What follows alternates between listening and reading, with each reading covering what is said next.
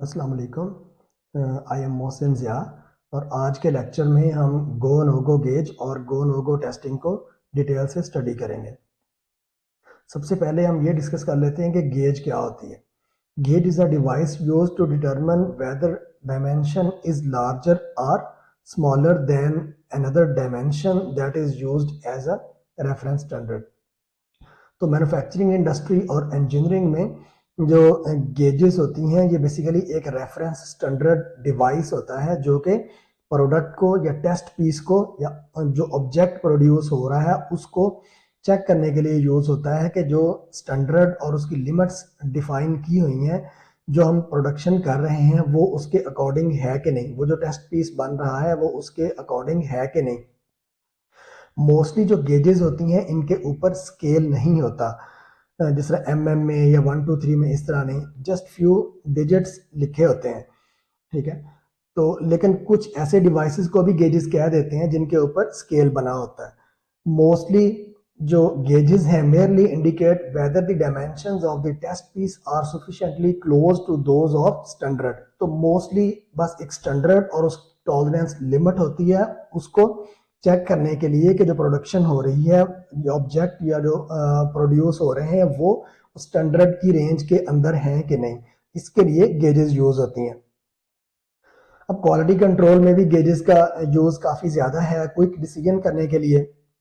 ठीक है, ये बेसिकली फर्म डिवाइसेस होती हैं जो कि इंस्पेक्शन टूल के तौर पे यूज़ करते हैं। जैसे हम पहले डिस्कस कर चुके हैं कि इनके ऊपर स्केल नहीं होता, which serve to check the dimensions of manufactured parts. ठीक है, और इसी तरह ये यूज़फुल तब है जब हम लार्ज स्केल प्रोडक्शन कर रहे होते हैं, तो तब हमारे पास हर पीस को मेजर करने के लिए या उसका dia dimensions length width check करने के लिए बहुत ज़्यादा टाइम कंज्यूम होता है। तो उसके लिए फिर गेजेस डिज़ाइन की जाती हैं ताकि मैन्युफैक्चरिंग प्रोसेस कंटिन्यूसली अपनी स्पीड से चलता रहे और उसके जो पीसेस हैं उनकी क्वालिटी अपने स्टैंडर्ड के अंदर वो भी चेक होती रहे। ठीक है, गेजेस जो है ये मैकेनिकली भी ऑपरेट होती हैं और इलेक्ट्रिकली भी ऑपरेट होने वाली गेजेस होती हैं। तो गो नो गो गेज क्या है? ये भी दूसरी गेजेस की तरह ही है। इसके दो एंड होते हैं, एक गो एंड होगा और एक नो गो एंड होगा। यानी कि एक जो टेस्ट पीस है या ऑब्जेक्ट है या प्रोडक्ट है उसको एक साइड से या एक हिस्से में से पास हो जाना होता है और दूसरे हिस्से में से उसको पास नहीं होना होता। तो इस तरह से वो एक्सेप्टेबल हो जाती है। ये आपके सामने एक एग्जांपल है स्क्रू की और नट की। तो ये एक जनरल लाइफ में हम इस गो नो गो गेज को आगे तो हम डिटेल से डिस्कस करेंगे ही, तो एक जनरल लाइफ से हम एक एग्जांपल ले लेते हैं कि अगर ये जो नट है, जो स्क्रू है, ये नट के अंदर से गुजर जाता है तो इसको गो कहेंगे। ठीक है, और अगर ये बाहर रह जाता है और पास नहीं होता तो ये नो गो होगा। ठीक है, तो टॉलरेंस लिमिट क्या होती है? जिस तरह ये 10 है, 10 स्टैंडर्ड है, तो प्लस माइनस 0.003, यानी कोई भी मैन्युफैक्चरिंग का प्रोसेस चल रहा होता है, कोई भी ऑब्जेक्ट या प्रोडक्ट हम प्रोड्यूस कर रहे होते हैं तो उसकी एक रेंज होती है, एक्सेप्टेबल रेंज होती है उसके स्टैंडर्ड की। जिस तरह इस केस में 10.003 मैक्सिमम लिमिट है और 9.997 मिनिमम लिमिट है। तो इस लिमिट के अंदर जितने भी पीस होंगे वो एक्सेप्टेबल होंगे।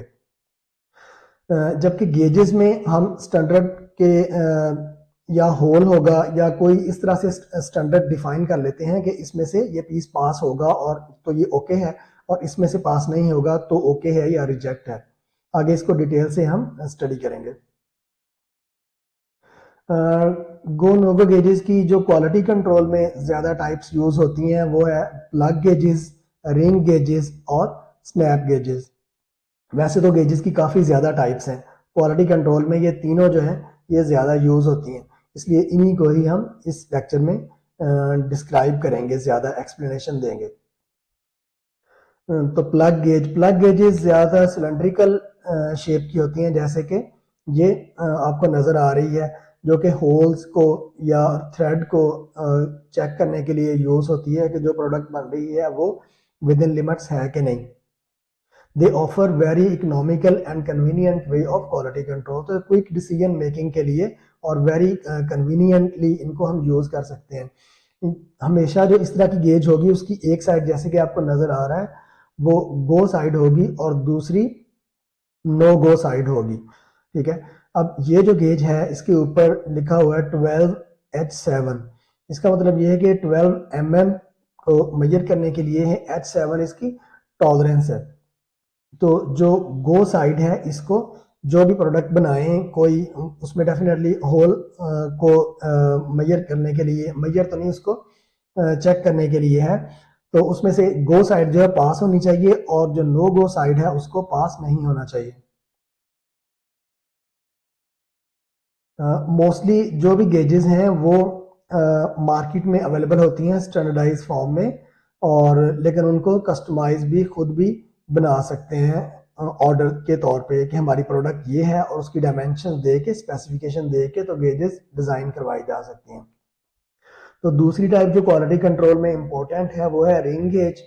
तो compare to plug gauges, plug हम पहले डिस्कस कर चुके हैं, ring gauges are used to check if manufactured pin are round feature and external threads are within limits। काम इसका वही है, ठीक है, कि पास हो गया पीस तो वो ओके है गो वाले में से, और अगर नो गो वाले में रुक गया तो भी ओके है। बस इसका ये है कि राउंड फीचर और पिन जिस तरह बॉल पॉइंट्स हो गई, पेन हो गए, इस तरह के जो या शाफ्ट्स हो गई तो उनको चेक करने के लिए ये यूज होती है। तो ring gauges for threads are designed according to ISO 1502। तो ये इनका स्टैंडर्ड है जो थ्रेड्स के वाली जो गेजेस हैं उनके लिए। अब जो भी गेज हम परचेज करते हैं मार्केट से तो उसकी अपनी भी कोई स्पेसिफिकेशंस होती हैं, जैसे कि इसके ऊपर लिखा हुआ है 5/8 18 UNF, ठीक है। 5/8 का मतलब ये है कि ये इतने 5/8 इंच की है और 18 UNF है, यूनिफाइड फाइन, ये थ्रेड्स का स्टैंडर्ड है। और इसके अलावा इसके ऊपर एक और इन्फॉर्मेशन है, जो लेफ्ट साइड वाली है उसके ऊपर T लिखा हुआ है और जो राइट साइड वाली है उसके ऊपर Z लिखा हुआ है। तो T का मतलब ये है कि ये गो गेज है और Z का मतलब ये है कि ये नो गो गेज है। इस तरह थर्ड टाइप है वो स्नैप गेज जिसकी है, ये भी उसी तरह उसी प्रिंसिपल पे काम करती है। Go and no go type snap gauges consist of two jaws. The first jaw allows parts to pass, whereas the second jaw stops the part product. In this way, you can verify if the part width is within limits. तो ये देखें इसका green colour का जो portion है ये गो portion है और जो रेड कलर का पोर्शन है ये नो गो पोर्शन है। तो कोई भी प्रोडक्ट है उसको जो जिसके लिए ये गेज डिज़ाइन की गई है उसको ग्रीन वाले में से पास होना चाहिए और आगे जाके रुक जाना चाहिए, रेड वाले में से पास नहीं होना चाहिए। अगर वो रेड वाले में से भी पास हो जाती है तो वो प्रोडक्ट रिजेक्ट है।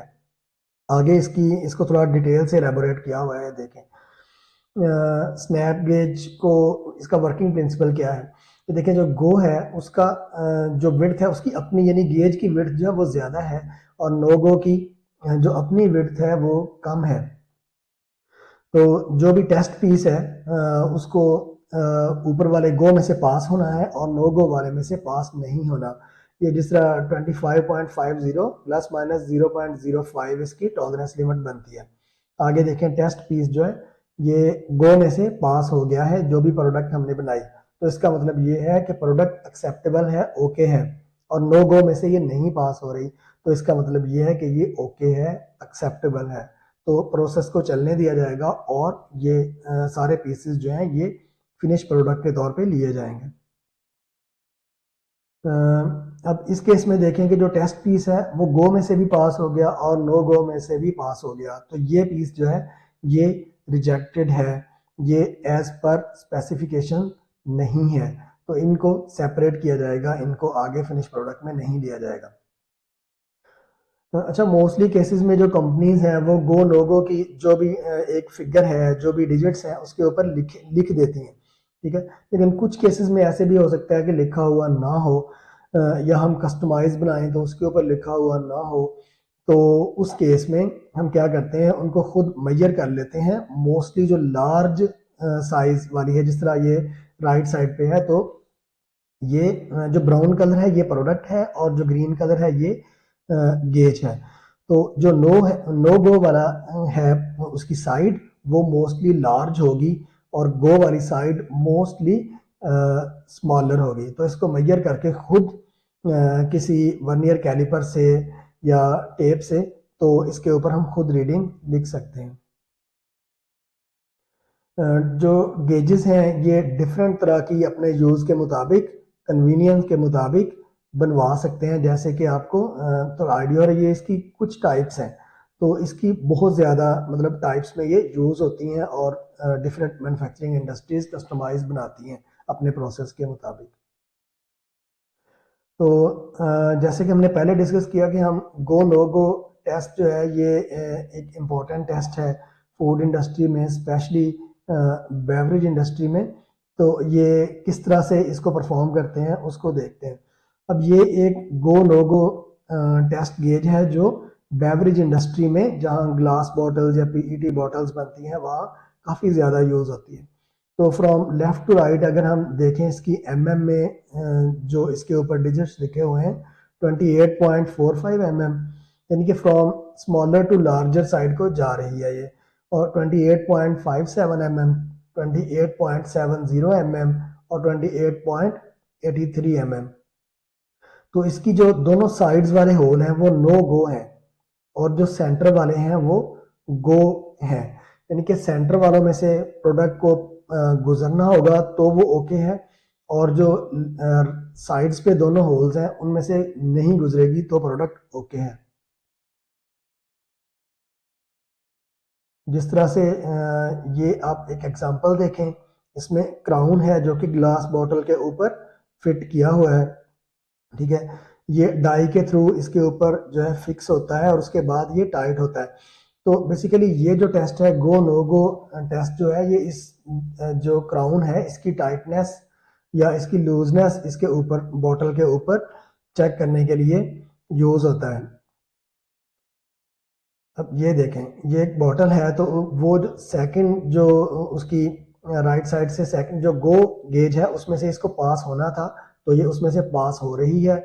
इसका मतलब ये है कि ये ओके है, ठीक है। मिनिमम दोनों गो में से किसी एक गो में से पास होना चाहिए और दोनों नो गो में से किसी एक नो गो में से पास नहीं होना चाहिए। यानी कि अगर ये 4 हैं तो इनमें से 2 को, एक गो और एक नो गो को कंप्लाई करना चाहिए प्रोडक्ट को। अगर ये इसमें से नहीं गुजरती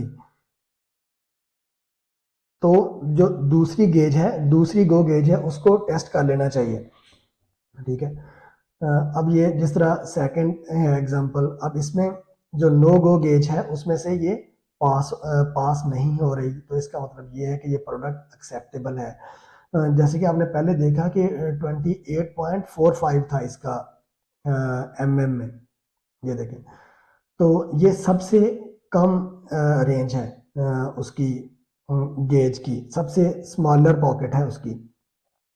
तो अगर इसमें से भी ये गुजर जाती है फॉर एग्जांपल तो इसका मतलब ये हुआ कि जो कैप है, जो क्राउन है, ये इतना टाइट लगा हुआ है कि इसने बोतल को भी हो सकता है डैमेज कर दिया हो, या इसकी जो किरचियाँ हैं वो अंदर जो फूड प्रोडक्ट क्योंकि फिल होने के बाद ये क्राउन लगता है तो हो सकता है कि उसके ग्लास के कुछ पीसेस अंदर चले गए हों। तो इस तरह से ये फूड सेफ्टी रिस्क भी है, तो इस तरह की प्रोडक्ट्स को सेपरेट करना चाहिए, ठीक है। इसी तरह अगर गो में से जो है पास नहीं होता, जिस तरह सेकंड हमने एग्जांपल दी ये वाला, तो उसमें से अगर पास नहीं होता इसका मतलब ये है कि जो क्राउन इसके ऊपर लगा हुआ है ये इतना खुला लगा हुआ है, इतना लूज है कि एक तो इसमें से गैस जो है उसकी ऐसा ऐसा लीकेज हो जाएगी और दूसरा इसकी बॉटल की अपनी लीकेज भी हो जाएगी और क्राउन कहीं भी गिर भी सकता है थोड़ी सी जहाँ पे इसको जर्क लगे ड्यूरिंग ट्रांसपोर्टेशन या स्टोरेज के दौरान। तो इसलिए गो नो गो टेस्ट जो है वो क्राउन के केस में जो क्वालिफाई करना ग्लास बॉटल्स के केस में बहुत ज़्यादा ज़रूरी है फूड सेफ्टी व्यू पॉइंट से। तो जो गेजेस हैं उनके एडवांटेजेस भी हैं और डिसएडवांटेजेस भी हैं। सबसे पहले एडवांटेजेस को हम डिस्कस करते हैं कि सिंपल एंड एक्यूरेट एक तो देख लें, बिल्कुल इजी टू यूज़ है, सिंपल यूज़ है, सिंपल डिवाइस है और एग्जैक्टली ये एक रेंज के अंदर रिजल्ट देती है। Convenient and economical, convenient to use है, कन्वीनियंट टू स्टोर है और इसको कैरी करना भी प्रोसेस में इंतहाई ईजी है। और इकोनॉमिकल है, एसएस की एक दफ़ा बनाएं तो काफ़ी ईयर्स, मतलब इसको कुछ नहीं होता, बिल्कुल ये ठीक रहती है और टेस्ट उसी तरह परफॉर्म करती रहती है। और तीसरी एडवांटेज ये है कि बार बार जो है साइज, उसके फीचर को, पार्ट्स को, no need to measure feature size to ensure parts are with in limits. तो बार बार जो है मेजर करने की ज़रूरत नहीं है कि जो हम बना रहे हैं प्रोडक्ट वो विद इन स्पेसिफिकेशन है कि नहीं। ईजी टू ऑपरेट, यह है कि कोई भी इसके लिए बहुत ज़्यादा एक्सपीरियंस नहीं चाहिए, तो कोई भी जो अनस्किल्ड भी है उसको ही बता दें बंदे को, तो वो भी इसको ईजीली यूज़ कर सकता है कि इसमें से पास हो जाए तो ओके है, इसमें से ना पास हो तो नॉट ओके है। तो ये इसके एडवांटेजेस हैं और इसमें कोई भी किसी तरह की इलेक्ट्रिसिटी या और कोई एनर्जी यूज़ नहीं होती, इसलिए आज से ये काफ़ी इकोनॉमिकल डिवाइस है। लिमिटेशंस भी, जिस तरह बाकी इक्विपमेंट्स की भी लिमिटेशंस होती हैं डिवाइसेस की, तो इसकी भी लिमिटेशंस हैं। जिस तरह के verify parts for fitment only, सिर्फ प्रोडक्ट, चाहे बर्गर बन है, चाहे कोई पेन है, ठीक है, तो उसको फॉर फिटमेंट ओनली ये चेक करती है, their dimensions are not measured. तो लेकिन ये पता नहीं होता कि उसकी डायमेंशंस क्या है। जैसे हमने प्रीवियस एग्जांपल में देखा कि 10 प्लस माइनस 0.003 था, तो उस रीडिंग के दरमियान हो सकता है हंड्रेड या थाउजेंड्स ऑफ स्मॉलर रीडिंग्स हों, लेकिन ये उनको मेजर नहीं करता कि ये जो डिवाइस है ये 10.987 है या ये 10.0038 है, इस तरह की मेजरमेंट नहीं देता, बल्कि फिक्स जो 4 या 5 रीडिंग्स होती हैं उन्हीं के अगेंस्ट बताता है कि इसमें से गो हो रहा है तो ओके है और इसमें से रिजेक्ट हो रहा है तो ये ओके नहीं है। कैनॉट मॉनिटर ग्रेजुअल डेविएशंस इन दी मैन्युफैक्चरिंग प्रोसेस। तो जब मैन्युफैक्चरिंग प्रोसेस चल रहा होता है तो उसमें डेफिनेटली डेविएशंस आ रही होती हैं, वो प्रोसेस थोड़ा अप एंड डाउन हो रहा होता है, तो ये जो गेजेस हैं ये उसके बारे में कुछ भी नहीं बता सकती कि इस टाइम जो प्रोसेस के अंदर जो पार्ट्स बने हैं उनकी ये मेजरमेंट है, ये रीडिंग है और इतने जो पीसेज हैं उनकी ये रीडिंग है। उसके लिए दूसरे जो टूल्स हैं लीन सिक्स सिग्मा के, वो यूज़ किए जाते हैं।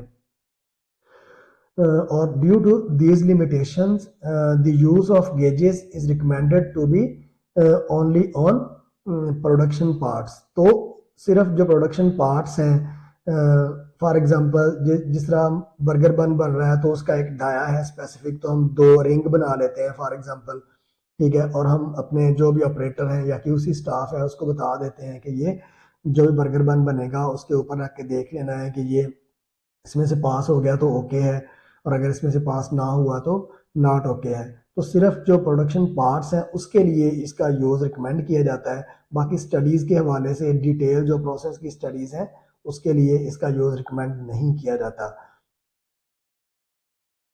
ये थोड़ी एडिशनल इंफॉर्मेशन है। टेलर्स प्रिंसिपल, बेसिकली जब जो गेजेस डिज़ाइन की जाती हैं उनको उनके लिए है कि गेजेस किस बेस पे डिज़ाइन होने चाहिए, ठीक है।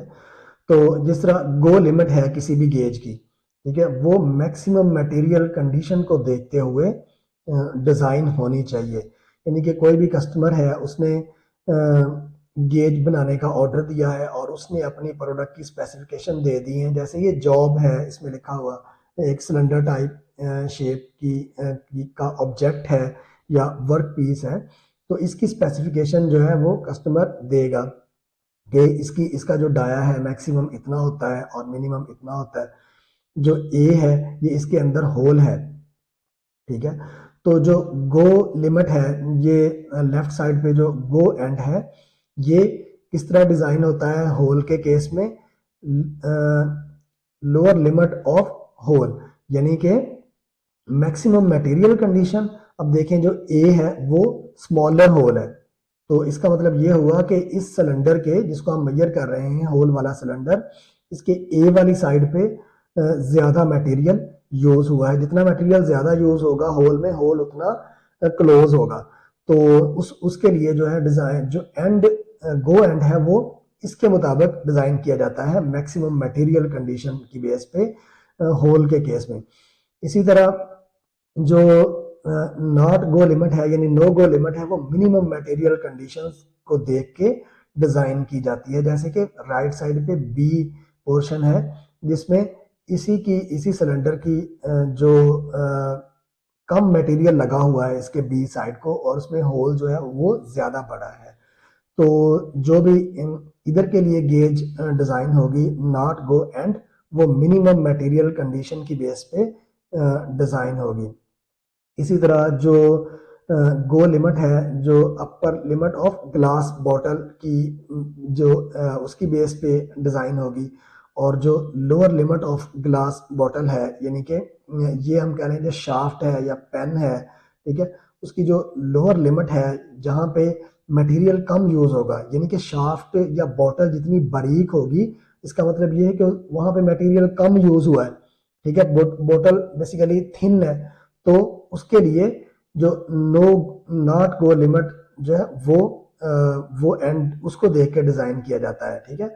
Upper limit of glass bottle का मतलब ये है कि जो भी एक स्पेसिफिक मटेरियल का स्टैंडर्ड है, फर्ज करें 10 ग्राम मटेरियल यूज होना है, ठीक है, मैक्सिमम, ठीक है, और मिनिमम फर्ज करें 8 ग्राम मटेरियल किसी जगह यूज हो रहा है, ठीक है, तो जो अपर लिमिट हुई ग्लास बॉटल की वो 10 हुई, 10 से ऊपर तो वैसे ही वो रिजेक्ट हो जाएगी, ठीक है। तो जो गो लिमिट है वो उसके अपर जो लिमिट है मटेरियल की, उसको देख के डिजाइन होती है। इसी तरह शाफ्ट जो है, जो शाफ्ट मोटी होगी, ज्यादा थिक होगी, वो उसके लिए उसको देख के उसमें मटेरियल ज्यादा लगा होगा, ठीक है, तो गो लिमिट उसको देख के डिसाइड बनाई जाएगी। इसी तरह जो शाफ्ट या पेन या ग्लास बॉटल जो है वो